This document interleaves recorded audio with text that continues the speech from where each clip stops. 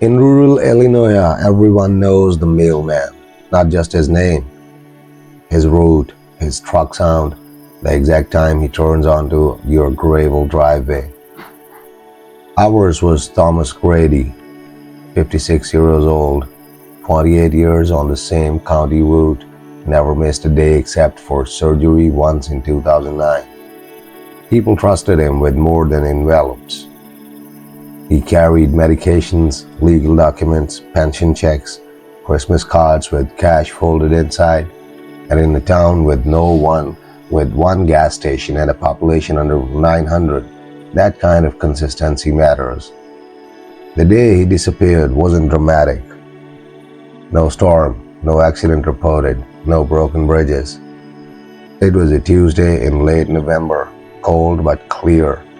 He left the regional distribution center outside Peoria at 7:12 a.m. His GPS pinged along County Road 14 at 9:03. At 9:17, he completed delivery at the Anderson farm.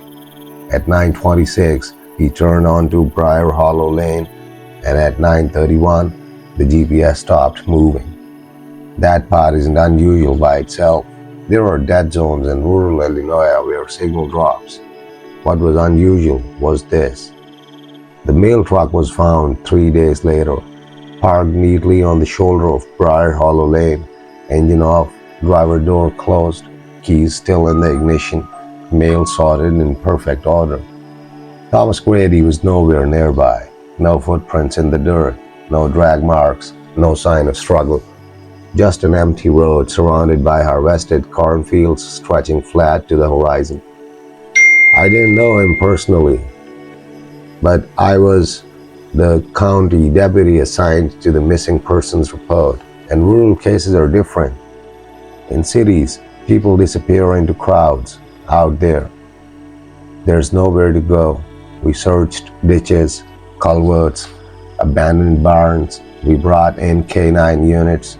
The dogs picked up his scent inside the truck and then lost it 3 steps from the driver's side door, as if he stepped out and then simply stopped existing. That was the first thing that bothered me. The second was something only locals understood. Briar Hollow Lane doesn't lead anywhere. It's a dead-end road. 5 houses, one abandoned property at the very end, no intersecting paths, no wooded escape routes. If Thomas had walked away from that truck, someone would have seen him, but no one did.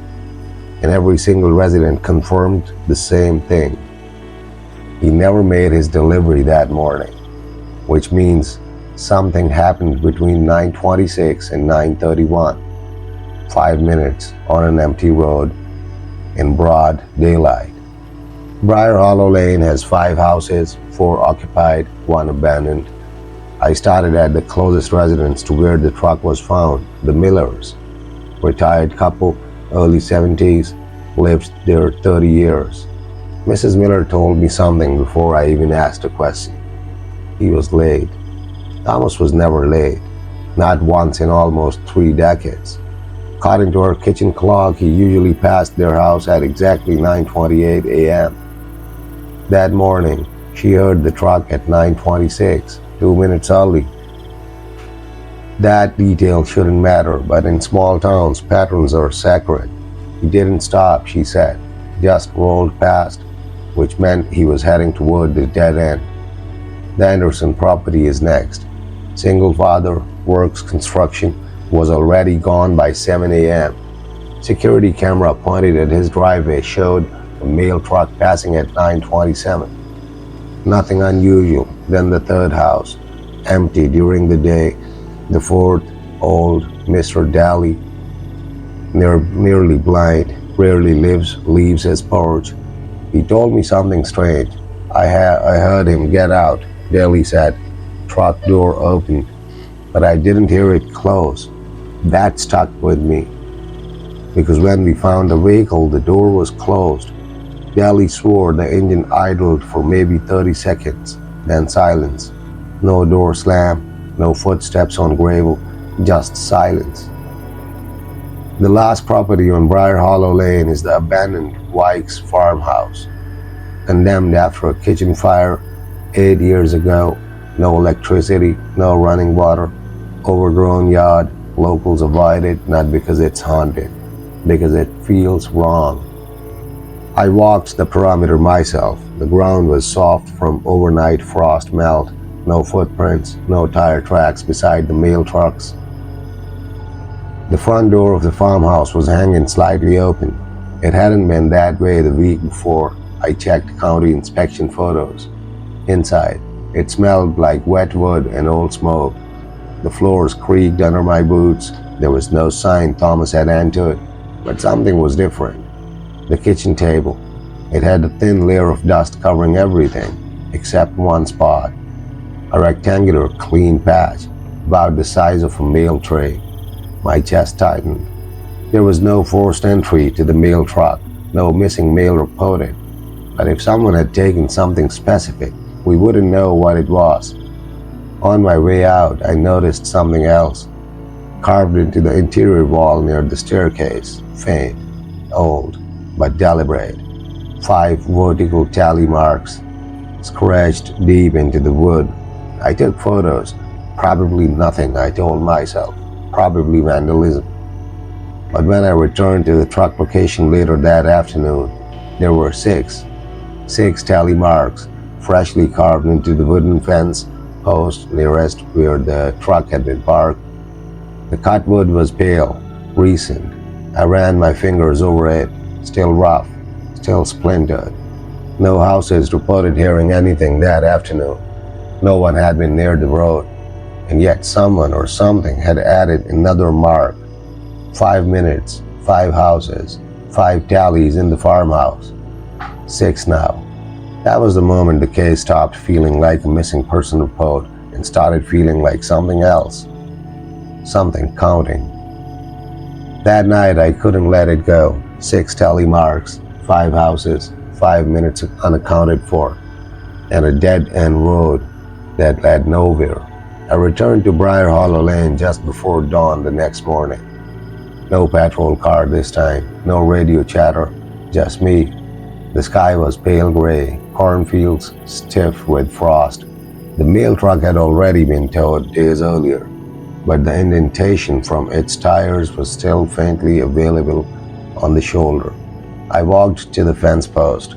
6 tallies, exactly as I'd seen them. I stepped back and scanned the road slowly. Then I noticed something I hadn't the day before. Each of the 5 occupied houses had a mailbox. Standard rural metal boxes. But the abandoned Wike's property did not. No post, no box, nothing at the end of the drive. And yet Thomas's mail tray showed 6 delivery stacks for Briar Hollow Lane. I had checked that twice. 6 bundles. One of each address number assigned on county records. Even the abandoned farmhouse still technically had a registered address, which meant Thomas would have prepared mail for it, even if it sat unclaimed. I drove back to the station and re-examined the recovered mail. 1 bundle was missing. Not scattered, not stolen from multiple homes. Just 1 complete stack gone, addressed to 114 Briar Hollow Lane, the abandoned farmhouse. That address had no active resident, no utilities, no registered occupant for 8 years. But there had been mail assigned to it, and that mail was no longer in the truck. I felt something cold settle in my chest. I returned again that afternoon. This time, I went straight into the farmhouse kitchen. The dust-covered table, the clean rectangular space. It wasn't random. It was placed carefully, centered, as if someone had set something down deliberately. I stood there in the silence and imagined it. Thomas walks in, sets the mail down, waits. For what? Behind me, the floor creaked. I turned sharply. No one there, but something had changed. On the wall near the staircase, 7 tally marks, not 5, not 6, 7, fresh. The wood still splintered. I stared at them for a long time, then I understood. The marks weren't counting houses. They weren't counting minutes. They were counting deliveries, 5 houses, one abandoned address, and now one investigator. My name had been added to the route. The realization hit so hard I stepped backward. The air inside the farmhouse felt heavier, like it was listening. I backed toward the front door slowly. As I stepped outside, I heard it. Not footsteps, not a voice. The distant, mechanical hum of a postal truck engine idling behind me on the road. I turned. The shoulder was empty. The road stretched flat and silent toward the horizon, but in the mailbox posts along the lane, every single one now had a fresh tally mark carved into the wood. 8. All identical, all new, all still pale against the darker grain. 8 deliveries, 8 recipients, 8 disappearances waiting to happen. Thomas Grady was never found. Officially, the case remains open, unresolved, unexplained. Unofficially, Briar Hollow Lane no longer receives direct rural delivery. Residents pick up their mail at the county office now. No one protested the change. No one asked questions, because in small towns, people understand when something is wrong, and they learn to adjust. As for me, I requested a transfer 3 months later, different district, different roads, but sometimes when I'm driving back highways at dawn, I check my rearview mirror just to make sure there isn't a white postal truck following my route.